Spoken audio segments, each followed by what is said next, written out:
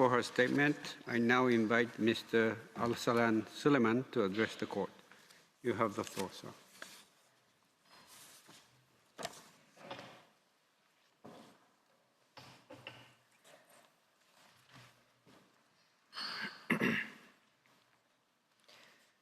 Mr. President, members of the court, good morning. I will focus on Myanmar's violations of the court's unanimous order on provisional measures dated 23 January 2020. As the court recalled in that order, quote, orders on provisional measures under Article 41 of the statute have binding effect and thus create international legal obligations for any party to whom the provisional measures are addressed, which in this case, of course, is Myanmar. I will discuss Myanmar's violations of the first three provisional measures. The Gambia does not argue that Myanmar has violated the court's fourth provisional measure, which relates to the filing of reports on the implementation of the provisional measures order. On that point, however, I do note that Myanmar's reports have tended to include much information that is irrelevant to the implementation of the order itself. To help assist the court, the Gambia will focus here only on information relevant to the violation of the measures themselves.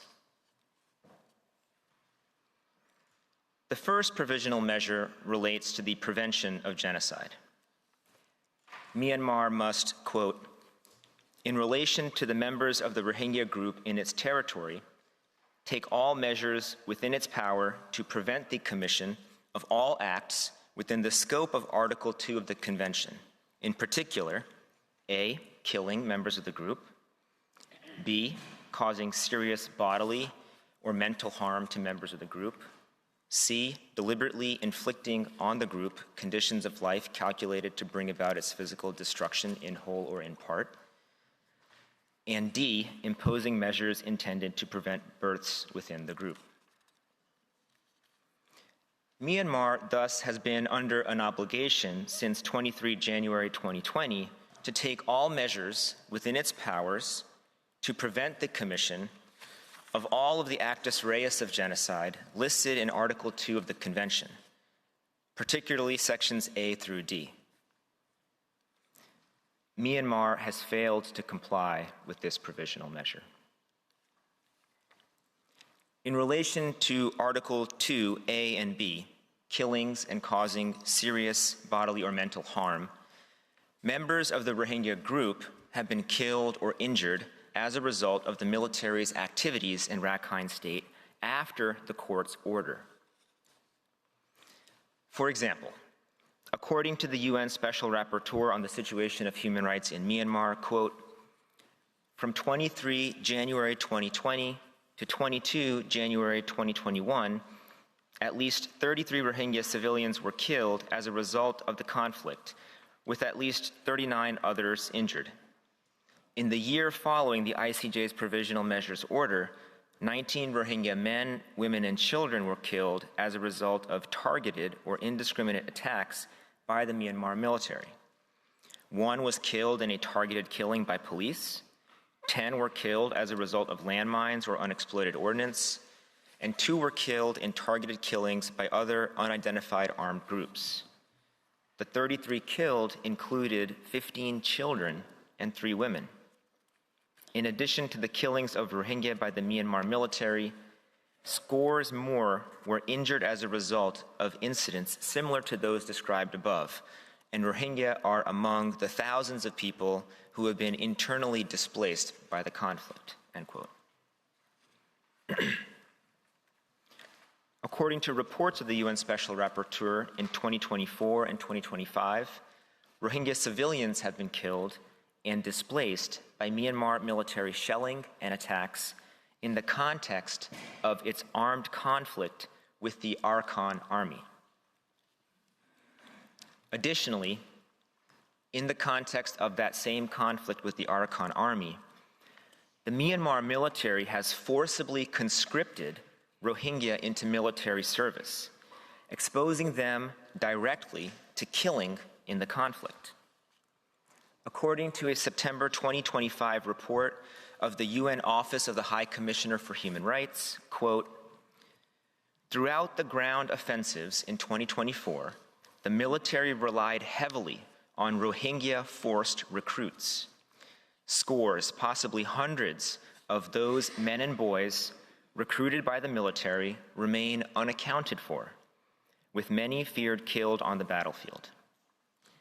Since the military announced the initiation of a conscription process in February 2024, over 5,000 Rohingya are reported to have been conscripted in the period up to June 2025, with this practice continuing into July 2025 in Sitwe IDP camps and villages and Kyak Phu, prompting many to flee Rakhine.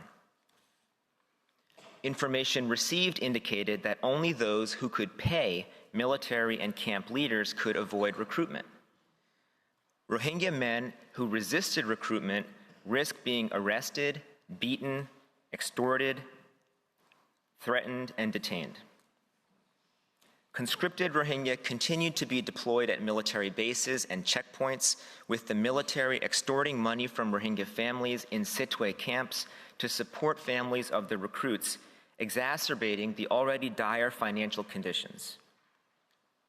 Credible reports indicate that many forcibly recruited Rohingya men from Sitwe camps in June and July were sent to fight the Arakan army in the ongoing battles in Kyak Phu, and families have lost contact with them, with their whereabouts unknown. Hundreds of Rohingya youths have fled camps and villages to avoid conscription. End quote. The UN Special Rapporteur reported that these conscripts were forced to serve as, quote, human shields. The reports of forced conscription were confirmed by the UN High Commissioner, Human Rights Watch, and independent media. The International Crisis Group reported that thousands of Rohingya are likely forcibly serving in the Myanmar military as, quote, cannon fodder. Quote, desperate to hold on to power, the military regime has sought to foment intercommunal tensions, rallying some Rohingya to its side through a mix of coercion and inducements. Although authorities in Myanmar have long persecuted the Rohingya, including by denying citizenship to the vast majority of them and constraining their freedom of movement, the military has no qualms about using them as cannon fodder against the Arakan army. Facing the prospect of further defeats in Rakhine, the regime has conscripted Rohingya men from villages across the state's north, where the Rohingya still make up most of the population, and from internment camps near Sitwe, where some 130,000 continue to live after being forcibly displaced following the 2012 violence. Thousands of Rohingya are now likely serving in the Myanmar military as militia members, end quote. The UN Special Rapporteur and independent media investigations also reported that the Myanmar military forced Rohingya to protest against the Arakan army in Sitwe and elsewhere in Rakhine State, further inflaming communal tensions and placing Rohingya in danger of physical harm. The International Crisis Group corroborated that reporting and further reported that Myanmar has collaborated with ARSA to further inflame tensions. Quote, in an effort to stoke intercommunal tensions, to destabilize its opponent, the regime has also coerced Rohingya into staging demonstrations against the Arakan army and collaborated with Rohingya armed groups, particularly the Arakan Rohingya Salvation Army, the outfit whose attacks provided the pretext for the 2017 crackdown, and which the military has long designated a terrorist organization, end quote. As intended, Myanmar's forced conscription practices have inflamed communal tensions between Rohingya and Rakhine communities. According to an October 2025 report of the UN Special Rapporteur, quote, junta forces have forcibly recruited thousands of Rohingya men and boys, many of whom have been deployed to the front lines of the fight against the Arakan army or used as human shields. Rohingya recruits have also been ordered to attack Rakhine civilian populations and destroy Rakhine property, escalating tensions between Rakhine and Rohingya populations, end quote. Because of the military's intentionally provocative actions, the Arakan army retaliated with attacks that have caused killings of Rohingya civilians and destruction of some of their villages in Buthadong Township, displacing thousands.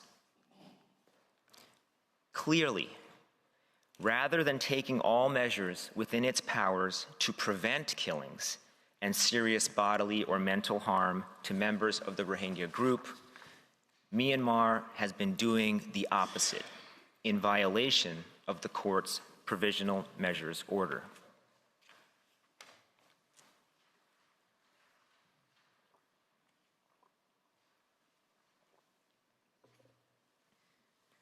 Pursuant to the court's order, Myanmar should have taken also all measures within its powers to prevent the deliberate infliction on the group of conditions of life calculated to bring about its physical destruction. That has not happened.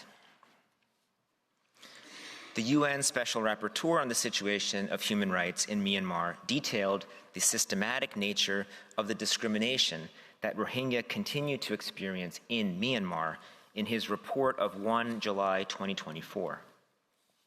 Quote, the estimated 600,000 Rohingya who remain in Myanmar suffer under an apartheid regime enforced by the military. They face rigid segregation, severe restrictions on movement and access to education, healthcare, and employment, arbitrary arrest and detention, confinement to squalid IDP camps, and vulnerability to violence from armed actors and civilians. Since the coup, the already repressive environment for Rohingya in Myanmar has worsened. The SAC, which stands for State Administrative Council, has imposed new movement restrictions on Rohingya in Rakhine State and systematically blocked humanitarian aid deliveries and organizational access, cutting off Rohingya communities from life-saving aid. Rohingya also face a rapidly deteriorating security situation as they are increasingly caught in the crossfire of fighting between the SAC and Arakan army.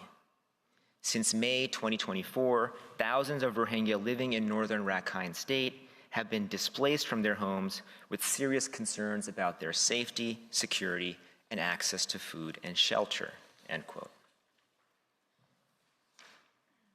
In his report to the UN Human Rights Council on 13 June 2020, the UN Special Rapporteur on the situation of human rights in Myanmar explained how the cascading layers of discriminatory policies lead to preventable deaths for Rohingya. Quote, the roughly 600,000 Rohingya in Rakhine State continue to have their rights systematically violated. More than 130,000 remain confined to IDP camps, and even those living in villages are denied the right to move freely. Most villagers need to apply for permission to travel between localities in Rakhine State, a system that is enforced at checkpoints manned by security forces throughout the region. Since the coup, Rohingya have faced renewed arrest for undocumented travel. Travel restrictions and nighttime curfews can have life and death consequences, especially for those seeking treatment for acute medical conditions. An outbreak of diarrhea in Rohingya IDP camps that began in January 2022 has led to deaths that could have been prevented by timely medical treatment, end quote. Year after year, hundreds of Rohingya are arrested and imprisoned for, quote, unauthorized travel within Myanmar.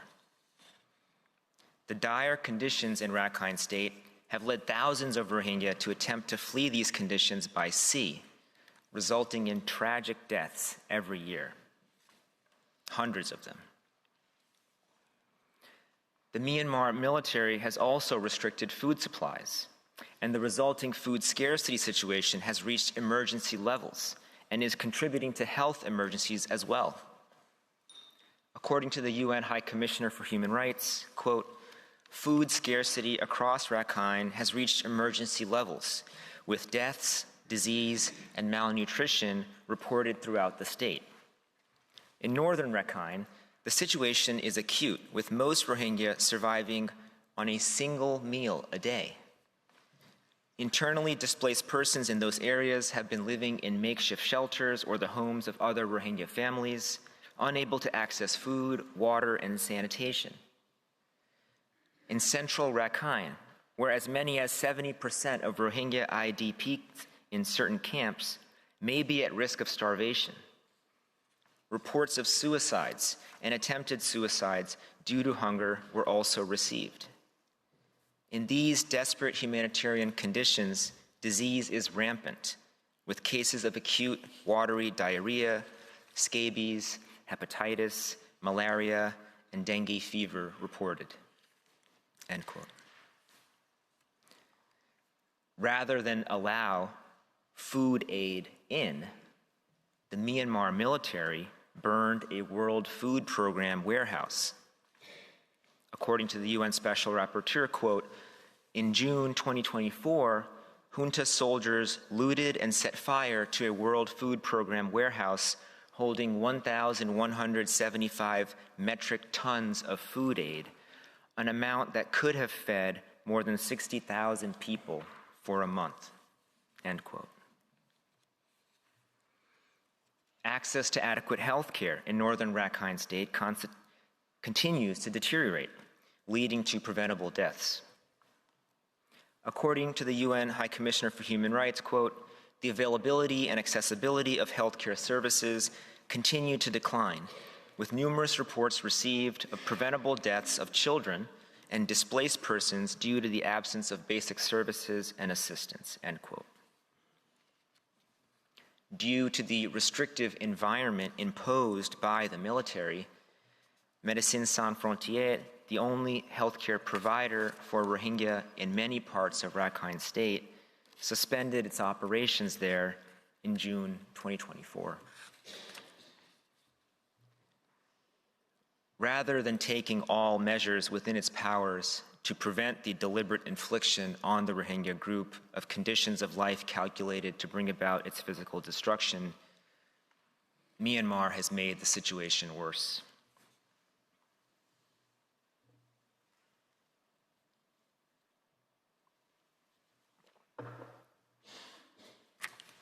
The second provisional measure, which relates to the non-commission of acts of genocide, requires that Myanmar, quote, in relation to the members of the Rohingya group in its territory, ensure that its military, as well as any irregular armed units which may be directed or supported by it, and any organizations and persons which may be subject to its control, direction, or influence, do not commit acts of genocide or of conspiracy to commit genocide, of direct and public incitement to commit genocide, of attempt to commit genocide, or of complicity in genocide, end quote.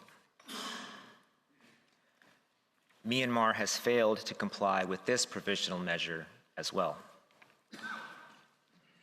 The evidence indicates that Myanmar's military continues to engage in various anti-Rohingya propaganda efforts that could amount to conspiracy or incitement to commit genocide. For example, on 8 October 2020, several months after the provisional measures order, Facebook announced the removal of 38 Facebook accounts, 15 pages, and 6 Instagram accounts that it determined were linked, quote, to members of the Myanmar military who had, quote, attempted to conceal their identities and coordination, end quote. Those accounts, which spread anti-Rohingya messages, reached approximately 480,000 other Facebook users. Similarly, in April 2020, Facebook was compelled to remove 3 pages, 18 accounts, and 1 group, all of which it found were linked to, quote, members of the Myanmar police force who had, quote, attempted to conceal their identities and coordination, end quote. The pages reached approximately 19,000 other Facebook users and included what Facebook characterized as anti-Rohingya content. These accounts that I'm just mentioning are separate from the accounts that were taken down by Facebook that I had discussed Monday afternoon. In July 2021, Facebook, quote, removed 79 Facebook accounts, 13 pages, 8 groups, and 19 Instagram accounts in Myanmar that targeted domestic audiences and were linked to individuals associated with the Myanmar military, end quote. Facebook found that this operation was linked to the Tatmadaw and its anti-Rohingya operations from 2018. Quote, our investigation revealed some links between this operation and the activity we removed in 2018. Although the people behind it attempted to conceal their identities and coordination, our investigation found links to individuals associated with the Myanmar military, end quote. On 24 February 2021, the Tatmadaw and military-controlled state and media entities were banned from Facebook and Instagram due in part to, quote, ongoing violations by the military and military-linked accounts and pages since the February 1 coup, including efforts to reconstitute networks of coordinated inauthentic behavior that we previously removed, and content that violates our violence and incitement and coordinating harm policies, end quote. The Myanmar military also used other means of spreading anti-Rohingya propaganda. According to an investigative report by Frontier Myanmar, the military dropped pamphlets from the air in Sagaing in 2022 to, quote, leverage offline distribution methods to spread hate speech, disinformation, and propaganda, much of it aimed at inflaming religious tensions, end quote. Another report by Myanmar Witness concluded, quote, this rhetoric encourages discontent with Muslims and anti-military groups, as seen in the 2017 Rakhine clearance operations, which targeted the Rohingya, a Muslim minority group. The narratives and patterns of behavior identified in this investigation and by the UN's probe could not only support claims that the military are dropping these pamphlets, but also, worryingly, indicate the repeat of behaviors which occurred in the lead-up to the clearance operations in the Rakhine state, end quote. As documented in a December 2021 report by the United States Institute of Peace, the Tatmadaw spread hate propaganda seeking to link the anti-coup movement to Islam and Muslims. And its military spokesperson falsely claimed that the Organization of Islamic Cooperation, or OIC, is arming the opposition to the junta. Independent media reports in December 2021 and January 2022 confirm the Tatmadaw's dissemination of anti-Muslim hate pamphlets, falsely claiming that, quote, the OIC is propagandizing against Buddhist people so they will turn on each other, insult the sacred religion of Buddhism, and kill monks, end quote.